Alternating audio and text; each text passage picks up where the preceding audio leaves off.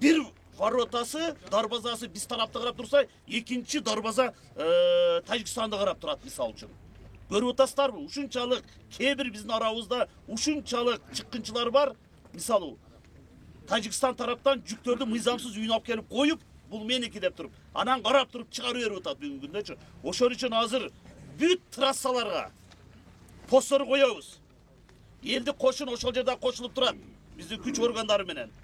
Ар бир машина, өткөн машина, Ош тараптан келе жаткан машиналардагы, Ош тарапка кетип жаткан, Баткен тараптан Ош жака кетип жаткан машиналардагы текшерилет. Ар бири барыңыздар. Ошол кызматта, постта милициясы да болот, ГКМдан болот, налоговый болот, элди кошун болот, бажы кызматы болот. Ушундай бир, мындайча айтканда, сводный бир пост коебуз. Бири-бирин көзөмөлгө алганга. Себеби ишенбей калдым. Мен деле мисалы үчүн канча постторду койтабыз, бүгүнкү күндө жыйынтык жок.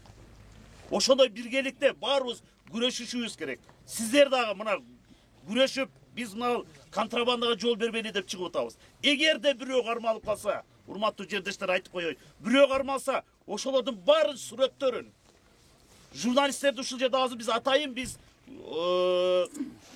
жанагы пресс-службадан коюп туруп, камералар менен журналисттерди толкулабыз. Эгерде ошондой контрабанда жүк кармалса, тез араны ошолор келип туруп, биз ошонун баарын Баткен ТВдан, Кыргызстан боюнча болбосо жайылдырабыз. Ошол адамды көрсөтөбүз.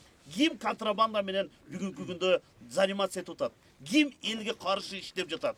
Ошол баланы көрсөтүп, могул бала мындай болуп атат деп туруп. Керек болсо эл менен дагы ошол баланын алдына барышыбыз керек да. Эгер мындай болбосо, контрабанда токтолбой калды. Көрүп жатасыздар, ар кими кичинекей машина менен үйүнө топ ар жака чыгарып берип атат.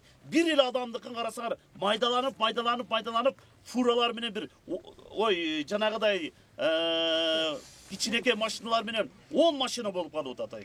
Ошон үчүн биз мындай кадамга барбасак, бүгүнкү күндө токтолбой калды. Ким контрабанда менен заниматься этип жатат, ошол чыккынчы деп санашыбыз керек.